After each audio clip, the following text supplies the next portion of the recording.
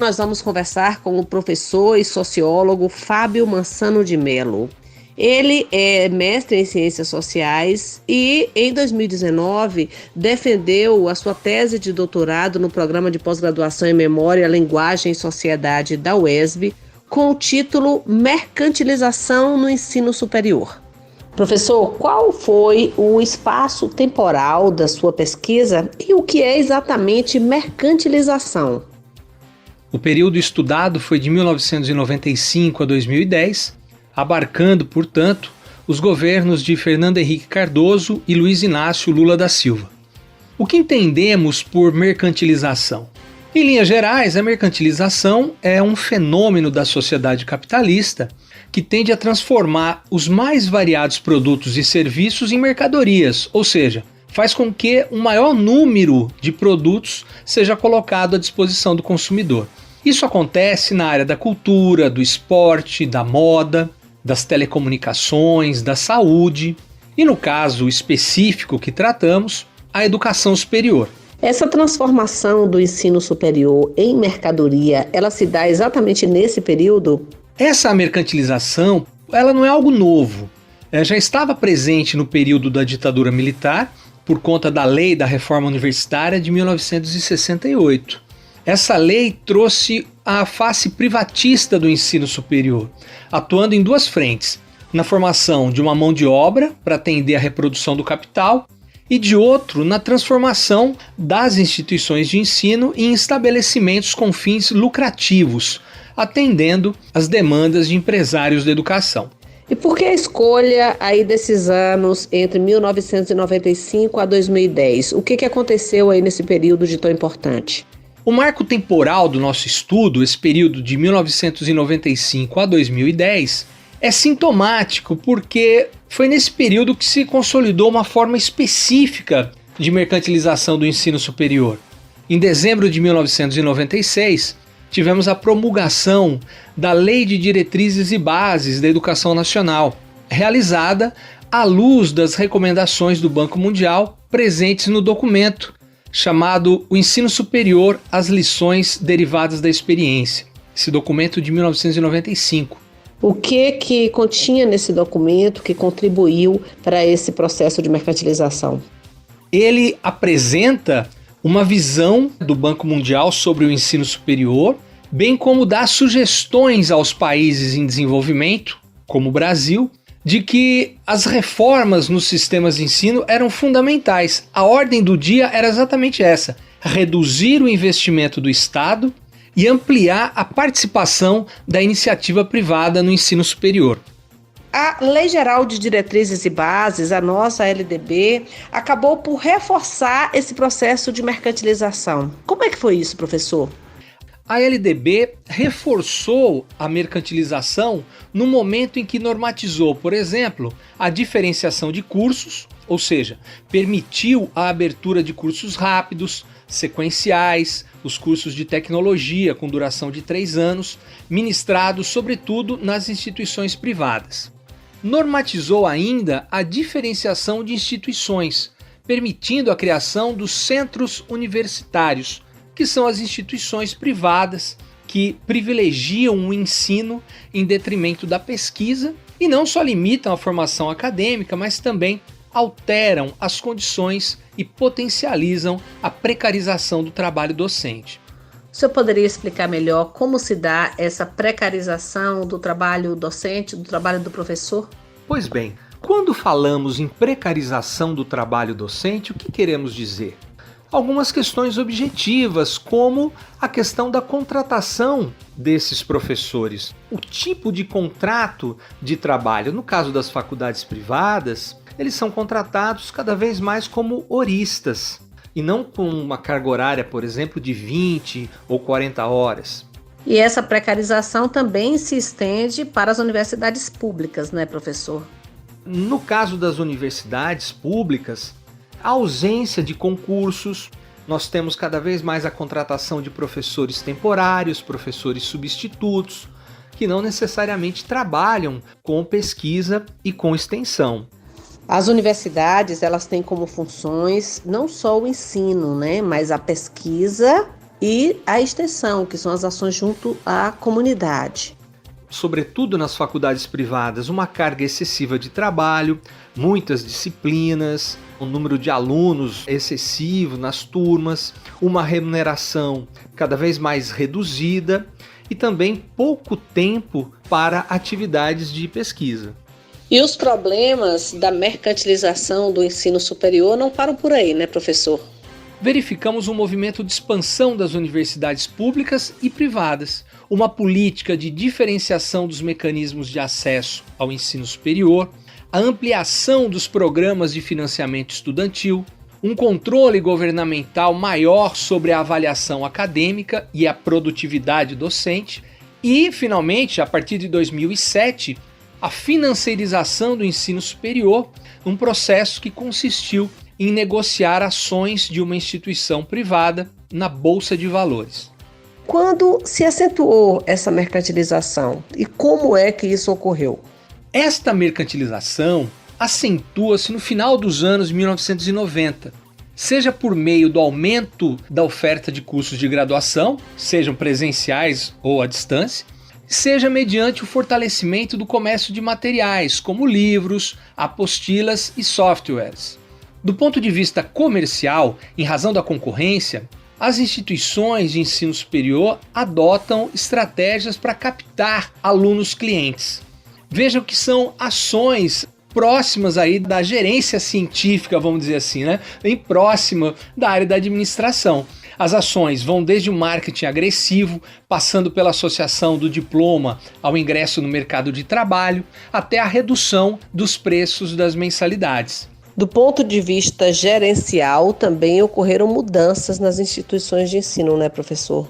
Algumas medidas foram tomadas seguindo tendências internacionais, que destacamos o profissionalismo da gestão, uma vez que grande parte, dessas instituições, dessas mantenedoras, eram administradas por grupos familiares, com um modelo de gestão muitas vezes informal. Então é necessário aí uma gerência altamente profissional. E é claro, essa demanda abre espaço para um nicho rentável do mercado educacional, que são as consultorias, que cresceram vertiginosamente nesse período.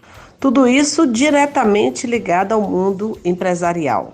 Verificamos uma tendência de oligopolização do ensino superior. Ou seja, trata-se aí de estratégia de grupos de empresários que transformam os estabelecimentos de ensino em grandes conglomerados, as chamadas holdings. Como consequências dessas operações, nós temos a formação das chamadas redes empresariais.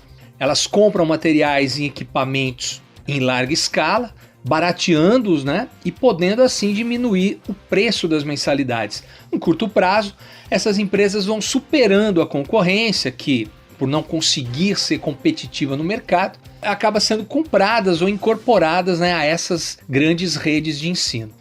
E qual seria aí o terceiro elemento que caracteriza essa mercantilização, professor? O terceiro elemento que eu já havia destacado, a questão da ação dessas empresas na Bolsa de Valores. E qual foi o papel do Estado nesse processo, professor? O Estado cimentou as possibilidades dessa acumulação de capitais ao instituir uma legislação permissiva em relação à mercantilização. O Estado desenvolveu políticas públicas com os motes de inclusão, democratização do acesso ao ensino superior, mediante o financiamento cristalizado no FIES e no ProUni. Assim, mais do que atender a uma demanda social, essas medidas encorajaram os investimentos dessas empresas rede, responsáveis por impulsionar o ensino superior privado. Essa nova face da mercantilização do ensino superior demanda uma reconfiguração do perfil docente. A exploração do trabalho pelo capital pressupõe fenômenos como a desqualificação e a intensificação do trabalho em todas as esferas produtivas. E o setor de serviços, no qual está inserido a mercadoria educação das instituições privadas, não é diferente. Por trás das faixas e outdoors das faculdades particulares, que são iluminados pelas ideias de oportunidade, ascensão social, empregabilidade, sucesso profissional, etc., está obscurecida a realidade de um professor universitário que tem o seu trabalho cada vez mais precarizado. E quais seriam os exemplos disso que o senhor chama de precarização do trabalho docente ou desqualificação do trabalho docente, como o senhor fala na tese? O número excessivo de estudantes em salas de aula, quando não um número excessivo também de disciplinas, a participação de atividades extracurriculares sem remuneração, por exemplo, preparação de aulas e correção de atividades, frequentes reuniões, participação aí em eventos externos da instituição, não raro na condição de colaborador, professores que não têm na docência a sua atividade principal, a docência acaba sendo aí uma forma de complementar a renda, também o caráter dúbio da titulação docente, onde a empresa escolar exige a titulação para garantir a aprovação, o reconhecimento e o credenciamento dos seus cursos. Mas por outro lado, quer uma mão de obra apta, né, boa, com menor preço. E aí, nesse sentido, muitos docentes precisam aí esconder os seus diplomas porque são qualificados demais para o mercado, né? Então, muitas vezes ele tem o título lá de doutor, mas as faculdades querem a contratação de um mestre, por exemplo. Outro aspecto que o senhor cita na tese diz respeito ao produtivismo docente. Para quem não sabe o que é a necessidade que os professores universitários têm de produzirem constantemente artigos e outros trabalhos científicos para ascenderem em suas carreiras.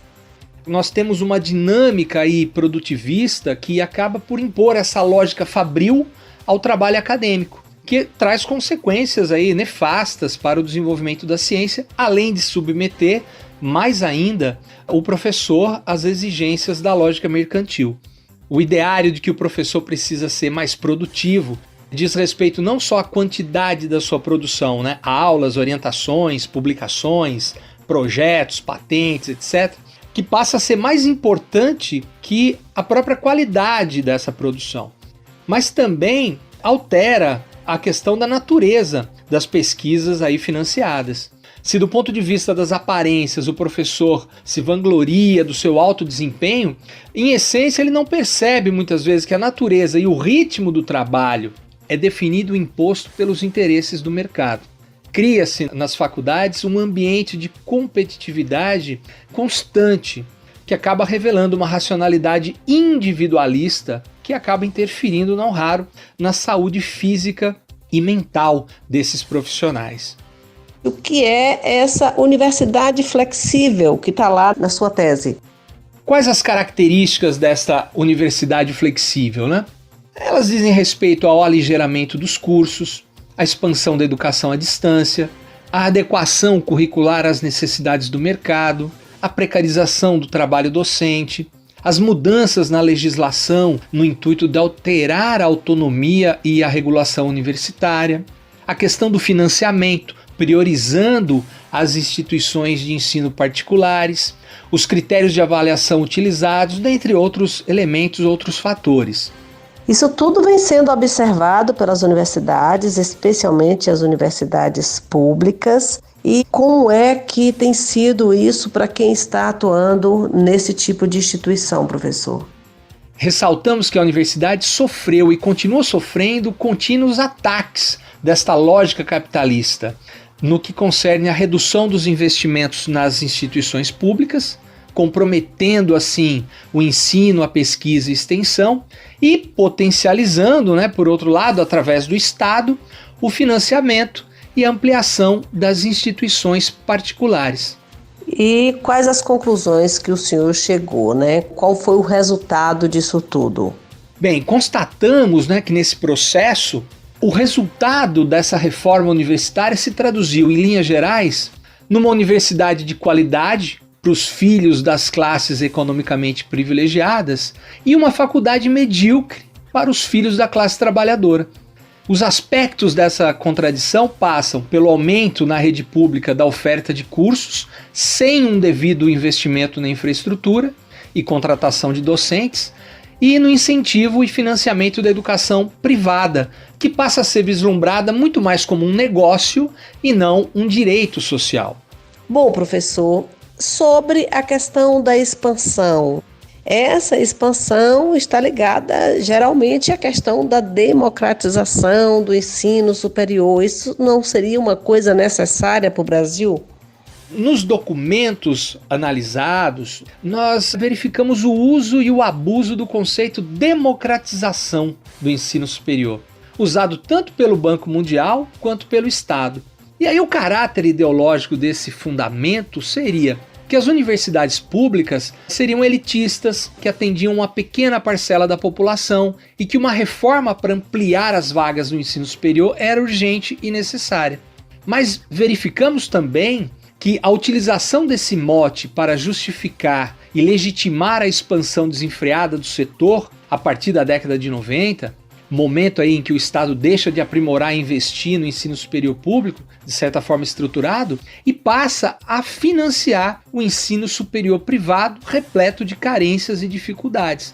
Prova disso, pensando aí na questão do financiamento, é o ProUni. O ProUni foi o exemplo mais difundido dessa tese para comprovar o apelo democratizante do governo federal, que se traduziu na compra e venda da educação mercadoria.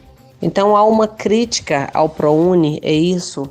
Precisamos fazer essa ressalva. Nós não negamos a importância, dos subsídios estatais para assegurar o direito social da educação. Mas, no entanto, o que verificamos na crítica ao ProUni e a esse processo de mercantilização do setor, que não podemos confundir democratização com massificação do ensino superior, atrelando assim cidadania ao consumo de um lado e de outro, possibilitando vertiginosos lucros às empresas educacionais. Ao privilegiar a educação superior flexível, essa universidade flexível, o Estado acaba por limitar as possibilidades de acesso da classe trabalhadora a um conhecimento crítico e, ao mesmo tempo, atende aos apelos econômicos das mais variadas frações da burguesia que lhe dão sustentação. Em nossa pesquisa articulamos, portanto, as memórias cristalizadas, materializadas nesses documentos, nas políticas públicas, articulamos na perspectiva das lutas de classe. Ressaltamos a importância da análise crítica do fenômeno da mercantilização para que esse mito da democracia universitária não seja um mecanismo de silenciamento de parcela da população que alcançou o diploma universitário graças ao fortalecimento dessa chamada universidade flexível. E além disso, historicizar esse debate e fazer emergir as memórias de uma resistência são fundamentais para que esse ideário neoliberal, que diz respeito à ineficiência do serviço público, valorização do livre mercado, necessidades urgentes de reforma, não seja absorvido acriticamente pela sociedade, naturalizando assim uma agenda dos interesses burgueses. Portanto, compreender o desenvolvimento das universidades, a expansão da rede privada, a questão do financiamento da universidade pública é fundamental, não só para compreendermos esse movimento do ensino superior, mas o próprio desenvolvimento da ciência e, em última instância, o desenvolvimento social e econômico de toda a sociedade. Muito obrigada, professor Fábio. Quem perdeu algum episódio dessa série importantíssima que trata do ensino superior no Brasil, confira nas nossas redes sociais: YouTube, Facebook, Instagram. Universo Diverso.